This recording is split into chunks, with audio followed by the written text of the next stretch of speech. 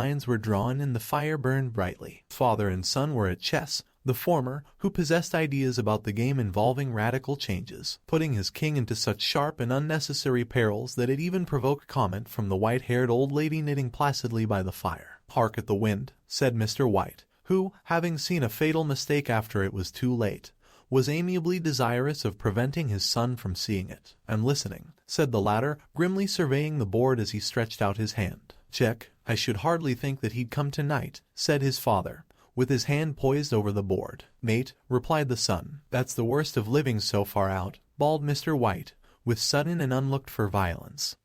"Of all the beastly, slushy, out-of-the-way places to live in, this is the worst. Pathway's a bog, and the road's a torrent. I don't know what people are thinking about. I suppose because only 2 houses in the road are let, they think it doesn't matter." "Never mind, dear," said his wife, soothingly. "Perhaps you'll win the next one." Mr. White looked up sharply, just in time to intercept a knowing glance between mother and son. The words died away on his lips, and he hid a guilty grin in his thin gray beard. "There he is," said Herbert White, as the gate banged to loudly and heavy footsteps came toward the door. The old man rose with hospitable haste, and opening the door, was heard condoling with the new arrival. The new arrival also condoled with himself, so that Mrs. White said, "Tut, tut," and coughed gently as her husband entered the room, followed by a tall, burly man, beady of eye and rubicund of visage. "Sergeant Major Morris," he said, introducing him. The sergeant major shook hands, and taking the proffered seat by the fire, watched contentedly while his host got out whiskey and tumblers and stood a small copper kettle on the fire. At the third glass his eyes got brighter,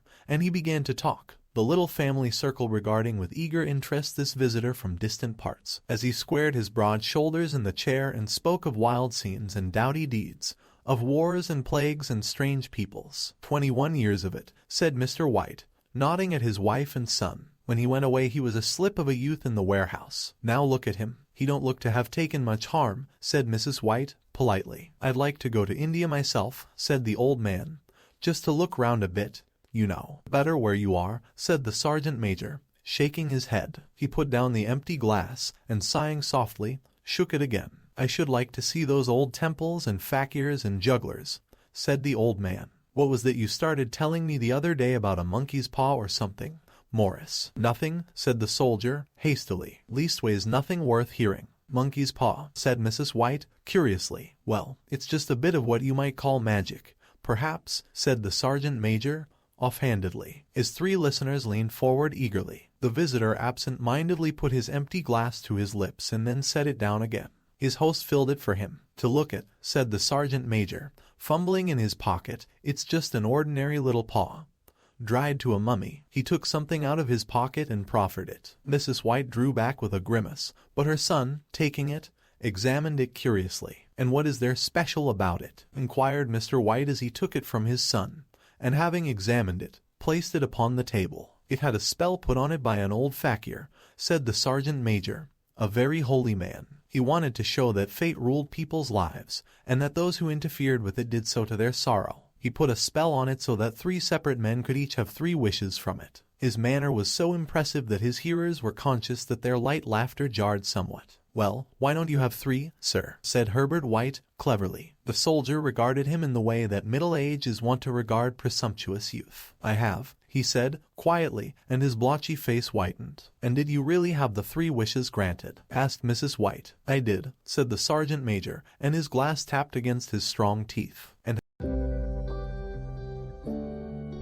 looking for an automated trading robot to trade cryptocurrencies? You're going to want to see this. Introducing Crypto Rocket Pro, an advanced trading robot that automatically buys and sells cryptocurrencies on your trading account using advanced state-of-the-art AI. Here is how. Get link to download ebooks in description. Rich Dad, Poor Dad by Robert D. Kiyosaki. Health and Fitness 101.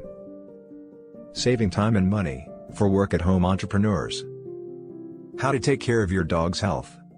How it works. When you attach the Crypto Rocket Pro robot to your platform, it instantly scans all time frames and uses over 12 different trading formulas to find the best possible trading entries. It then executes trades and holds on to those positions until it detects that the market is ready to change. Has anybody else wished? Persisted the old lady. The first man had his 3 wishes. Yes, was the reply. I don't know what the first 2 were, but the third was for death. That's how I got the paw. His tones were so grave that a hush fell upon the group. If you've had your 3 wishes, it's no good to you now. Then, Morris, said the old man at last, what do you keep it for? The soldier shook his head. Fancy, I suppose, he said, slowly. I did have some idea of selling it, but I don't think I will. It has caused enough mischief already. Besides, people won't buy. They think it's a fairy tale. Some of them, and those who do think anything of it want to try it first and pay me afterward. If you could have another 3 wishes, said the old man, eyeing him keenly, would you have them? I don't know, said the other. I don't know. He took the paw, and dangling it between his forefinger and thumb, suddenly threw it upon the fire. White, with a slight cry, stooped down and snatched it off. Better let it burn, said the soldier, solemnly. If you don't want it, Morris, said the other, give it to me. I won't, said his friend, doggedly. I threw it on the fire. If you keep it, don't blame me for what happens. Pitch it on the fire again like a sensible man. The other shook his head and examined his new possession closely. How do you do it? He inquired. Hold it up in your right hand and wish aloud, said the sergeant major. But I warn you of the consequences. Sounds like the Arabian Nights, said Mrs. White, as she rose and began to set the supper. Don't you think you might wish for 4 pairs of hands for me? Her husband drew the talisman from pocket, and then all 3 burst into laughter as the sergeant major, with a look of alarm on his face, caught him by the arm. If you must wish, he said, gruffly, wish for something sensible. Mr. White dropped it back in his pocket, and placing chairs, motioned his friend to the table. In the business of supper the talisman was partly forgotten, and afterward the 3 sat listening in an enthralled fashion to a second installment of the soldier's adventures in India. If the tale about the monkey's paw is not more truthful than those he has been telling us, said Herbert, as the door closed behind their guest, just in time for him to catch the last train, we shan't make much out of it. Did you give him anything for it, father? Inquired Mrs. White, regarding her husband closely. A trifle, said he, coloring slightly. He didn't want it, but I made him take it, and he pressed me again to throw it away. Likely, said Herbert, with pretended horror. Why, we're going to be rich, and famous and happy. Wish to be an emperor, father, to begin with, then you can't be henpecked. He darted round the table, pursued by the malign Mrs. White armed with an antimacassar. Mr. White took the paw from his pocket and eyed it dubiously. I don't know what to wish for, and that's a fact, he said, slowly. It seems to me I've got all I want. If you only cleared the house, you'd be quite happy, wouldn't you? Said Herbert, with his hand on his shoulder. Well, wish for £200, then, that'll just do it. His father, smiling shamefacedly at his own credulity, held up the talisman, as his son, with a solemn face, somewhat marred by a wink at his mother, sat down at the piano and struck a few impressive chords. I wish for £200, said the old man distinctly. A fine crash from the piano greeted the words, interrupted by a shuddering cry from the old man. His wife and son ran toward him. It moved, he cried, with a glance of disgust at the object as it lay on the floor. As I wished, it twisted in my hand like a snake. Well, I don't see the money, said his son as he picked it up and placed it on the table, and I bet I never shall. It must have been your fancy, father, said his wife, regarding him anxiously. He shook his head. Never mind, though, there's no harm done, but it gave me a shock all the same. They sat down by the fire again while the 2 men finished their pipes. Outside, the wind was higher than ever, and the old man started nervously at the sound of a door banging upstairs. A silence unusual and depressing settled upon all 3, which lasted until the old couple rose to retire for the... Let me introduce Zappable, how to build an instant mobile app in less than 60 seconds. With over 300 customer reviews and people selling apps like crazy, it's easy to see why this is one of the fastest. Get link to download ebooks in description. Rich Dad, Poor Dad, by Robert D. Kiyosaki. Health and Fitness, 101. Saving time and money, for work-at-home entrepreneurs. How to take care of your dog's health. Growing opportunities in 2021. So let's take you into the world of Zappable and show you how easy it really is in 3 simple steps. Step 1. Simply log in, scroll down and pick your favorite template, and select your preferred layout, and boom, you're ready to build.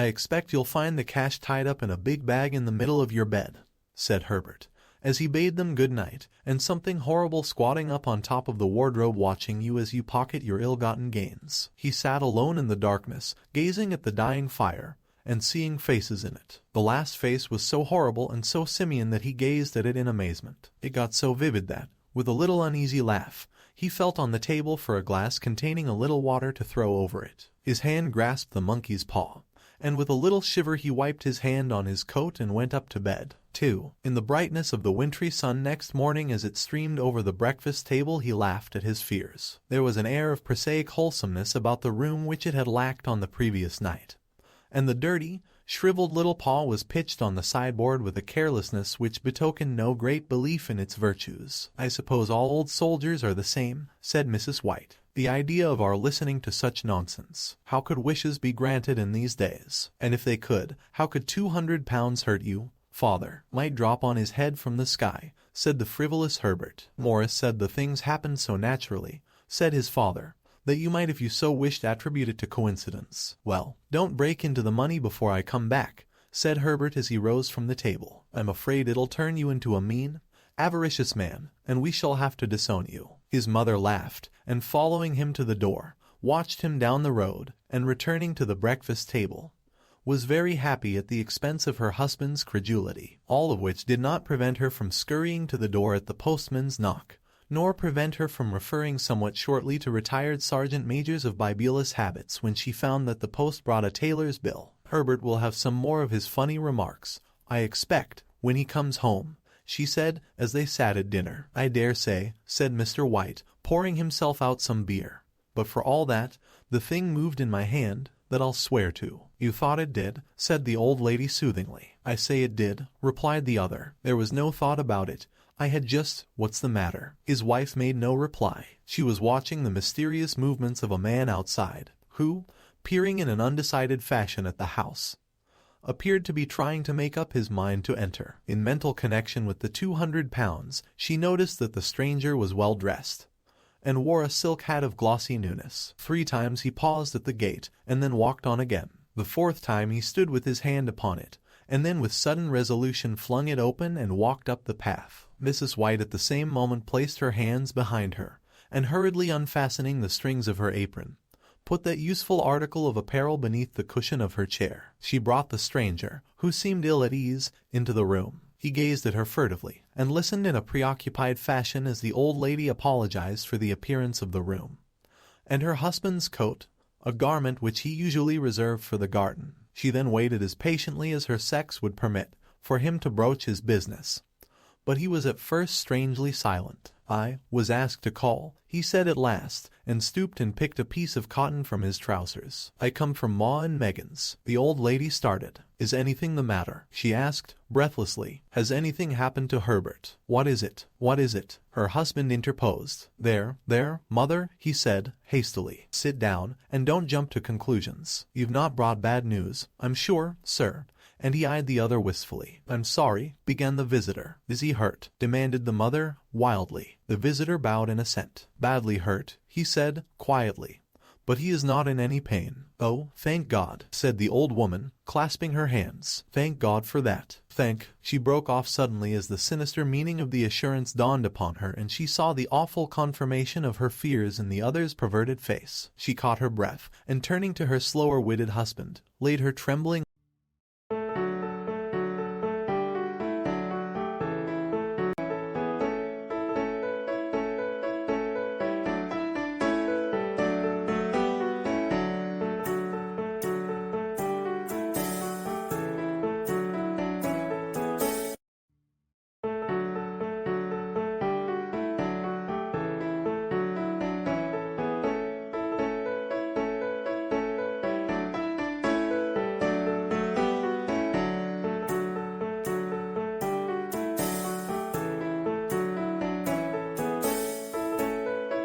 Get link to download ebooks in description.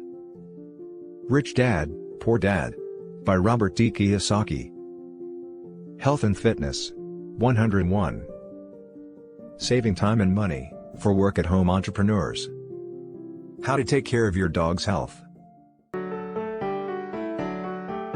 hand upon his. There was a long silence. "He was caught in the machinery," said the visitor at length in a low voice. "Caught in the machinery," repeated Mr. White, in a dazed fashion. "Yes." He sat staring blankly out at the window, and taking his wife's hand between his own, pressed it as he had been wont to do in their old courting days nearly 40 years before. "He was the only one left to us," he said, turning gently to the visitor. "It is hard." The other coughed, and rising, walked slowly to the window. "The firm wished me to convey their sincere sympathy with you in your great loss," he said, without looking round. "I beg that you will understand I am only their servant and merely obeying orders." There was no reply. The old woman's face was white, her eyes staring, and her breath inaudible. On the husband's face was a look such as his friend the sergeant might have carried into his first action. "I was to say that Ma and Megan's disclaim all responsibility," continued the other. "They admit no liability at all, but in consideration of your son's services,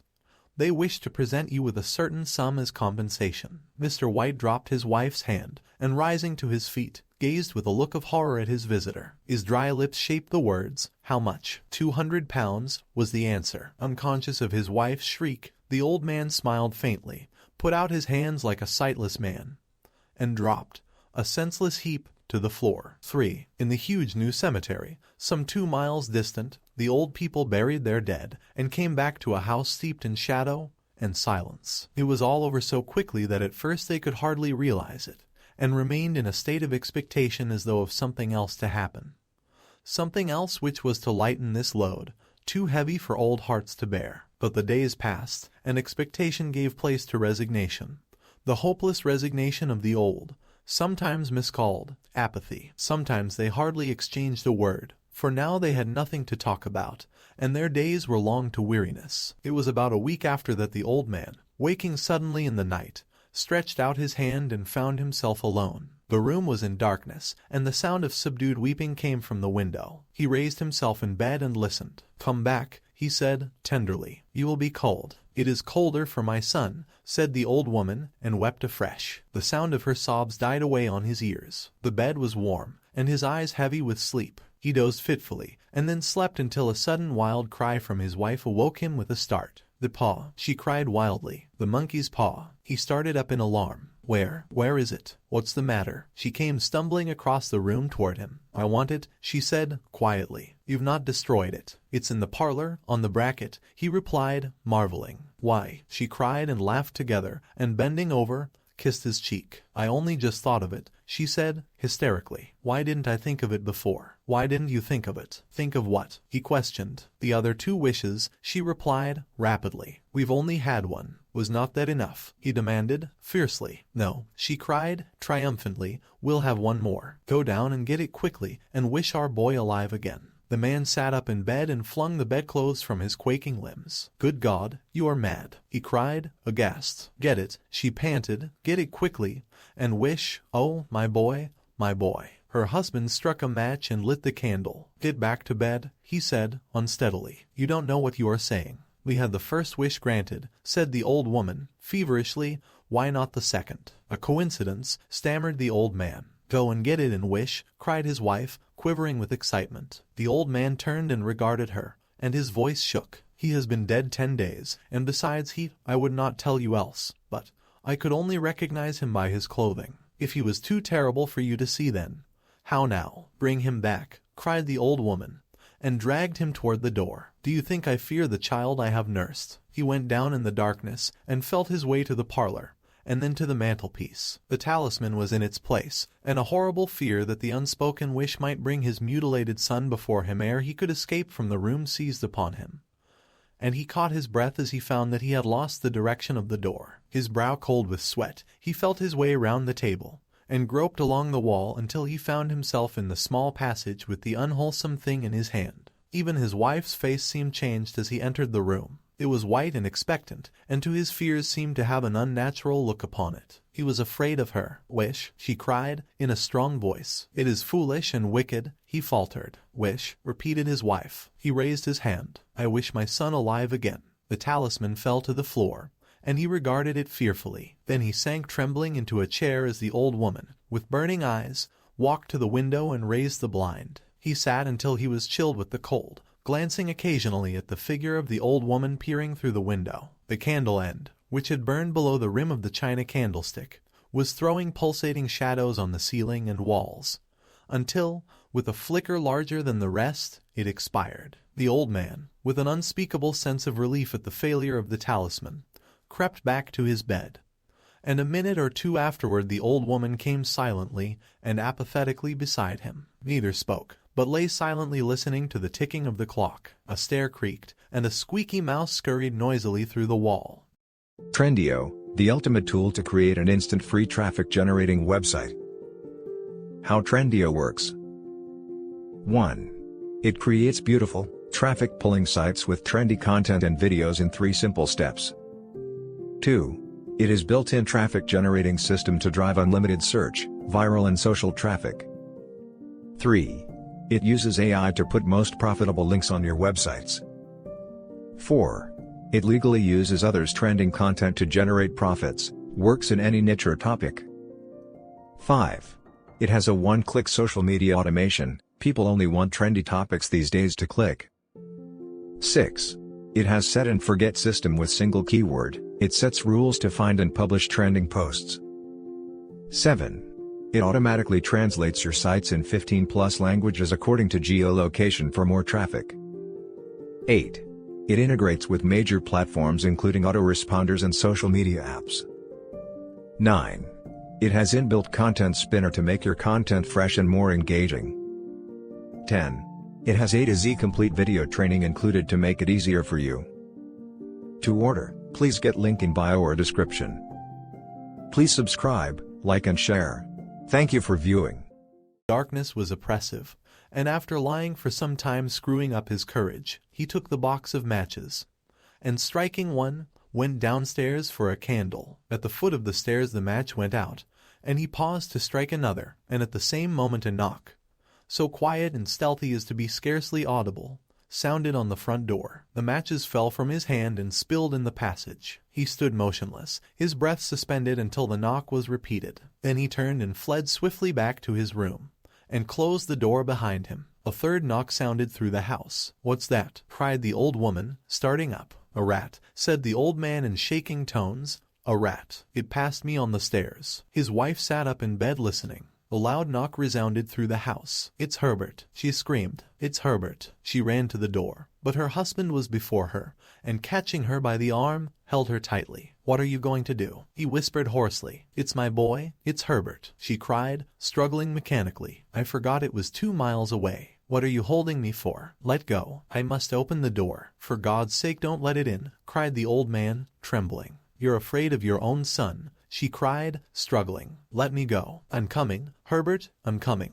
There was another knock, and another. The old woman with a sudden wrench broke free and ran from the room. Her husband followed to the landing, and called after her appealingly as she hurried downstairs. He heard the chain rattle back and the bottom bolt drawn slowly and stiffly from the socket. Then the old woman's voice, strained and panting. "The bolt," she cried, loudly. "Come down. I can't reach it." But her husband was on his hands and knees groping wildly on the floor in search of the paw. If he could only find it before the thing outside got in. A perfect fusillade of knocks reverberated through the house, and he heard the scraping of a chair as his wife put it down in the passage against the door. He heard the creaking of the bolt as it came slowly back, and at the same moment he found the monkey's paw, and frantically breathed his third and last wish. The knocking ceased suddenly, although the echoes of it were still in the house. He heard the chair drawn back, and the door opened. A cold wind rushed up the staircase, and a long loud wail of disappointment and misery from his wife gave him courage to run down to her side,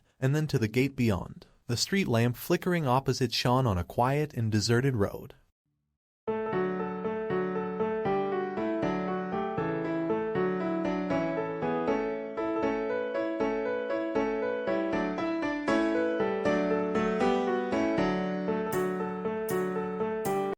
Get link to download ebooks in description. Rich Dad, Poor Dad by Robert D. Kiyosaki. Health and Fitness 101. Saving time and money for work-at-home entrepreneurs. How to take care of your dog's health.